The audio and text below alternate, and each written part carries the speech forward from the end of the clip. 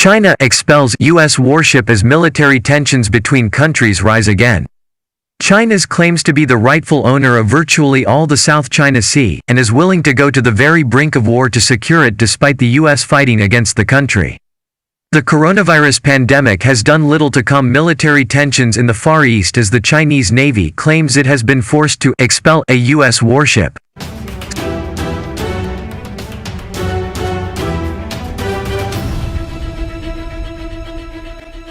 Senior Colonel Li Huamin, a spokesman for the People's Liberation Army Southern Theater Command, said China organized air and sea forces to track and monitor USS Barry, an U.S. guided missile destroyer. He claimed the ship was in the country's territorial waters in the South China Sea, but the U.S. Navy has rubbished the claim. The U.S.'s provocative actions seriously violated international law and related norms, seriously violated Chinese sovereignty and security interests, he said. It increased security risks that could lead to unexpected events, and it ill-fits the global cooperative spirit to fight the coronavirus. The U.S. Navy has rubbished the claim, saying there was no confrontation and there had been no report of any unsafe or unprofessional behavior from the Chinese Navy. There are a number of overlapping territorial claims in the South China Sea and surrounding waters. China has sought to tighten its hold on the region by concreting over reefs in the Philippines, turning them into research stations, effectively weapons platforms capable of launching aircraft or missiles. The South China Sea is a major shipping lane, with trillions of dollars of goods, and in particular oil, passing through the area every year. China is increasingly sending military and research vessels through the area in a bid to stake out a stronger claim. The U.S. State Department denounced the dispatch of a Chinese scientific ship, the Haiyang Dizhi 8, to map the seabed looking for mineral resources in the South China Sea. State Department spokeswoman Morgan Outages said, "It is appalling that China is exploiting the world's focus on addressing this global pandemic to assert its unlawful maritime claims in the South China Sea." She added, "This incident is the latest in a long string of Chinese actions to assert unlawful maritime claims and disadvantage its Southeast Asian neighbors in the South China Sea." Gregory Poling, of Washington think tank the Asia Maritime Transparency Initiative, said that it was obvious China won't stop applying pressure. If a global pandemic doesn't cause China to calm things down in the South China Sea, there's not much that will.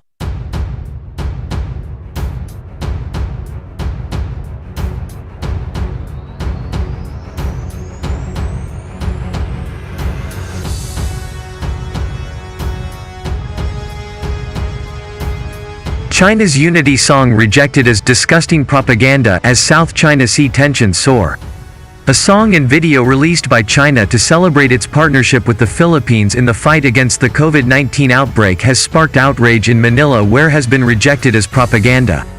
The so-called unity song has proved to be anything but and has so far been disliked more than 100,000 times on YouTube and garnered only 1,000 likes.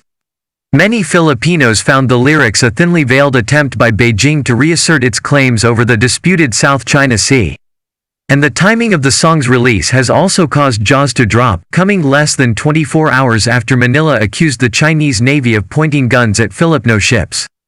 Titled 1C, the song was released by the Chinese embassy in Manila last week and was met with a swift and fierce backlash on social media. Most responses came from Filipinos enraged by the supposed message of friendship and unity at a time when China's aggressive assertion of its rights to the West Philippine Sea, areas Manila claims and occupies in the South China Sea, are adding to already simmering tensions in the volatile region. One critic, EPI Fabonan 3, posted on Facebook, 1C. And yet you are acting as if that body of water is only yours. If it's a shared body water, why are you building military structures on it and harassing ships from other countries? Your propaganda contradicts your actions. YouTube user Iro Anekomura added, "It's so funny how they titled this 1C when it's not at all. We're all together as one as what they say, but they keep on grabbing islands that are supposed to belong to the Philippines. And to think that the Chinese warship targeting PH Navy issue is also still pretty recent? Who thought this was a good idea even?" Twitter user May Chato said, "Brace yourselves, Chinese propaganda machine is churning in our shores. Tasteless and disgusting." China dedicated the song and video to those who contributed to the COVID-19 fight from both countries. The Chinese embassy said the song, written by Ambassador Huang Zilian, wanted to reflect both countries, demonstrating a new era partnership of mutual support during trying times and the vision of building a community with a shared future for mankind advocated by the Chinese President Xi Jinping. An embassy official said, just as the lyric goes, as friendly neighbors across the sea, China and the Philippines will continue to join hands and make every effort to overcome the COVID-19 at the earliest. It was released a day after the Philippines government lodged 2 diplomatic protests against China for pointing a radar gun at a Philippine Navy ship in the Calayan Island group and declaring parts of Philippine territory as parts of Hainan province, both violations of international law and Philippine sovereignty. Former Foreign Affairs Secretary Albert Del Rosario claimed China's recent movements in the disputed waters show it has been relentless in exploiting the COVID-19 pandemic to pursue its illegal and expansive claims in the South China Sea. A 2016 ruling by a Hague-based arbitral tribunal backed by the Permanent Court of Arbitration rejected China's sweeping claims over virtually the entire South China Sea based on so-called historical rights, but Beijing has never recognized the decision. And in its latest bid to stamp its authority across the disputed waterway, Beijing unveiled plans to beef up its armed police and paramilitary coast guard. China's 1.5 million-strong armed police force is mainly responsible for internal security, riot control, anti-terrorism and law enforcement.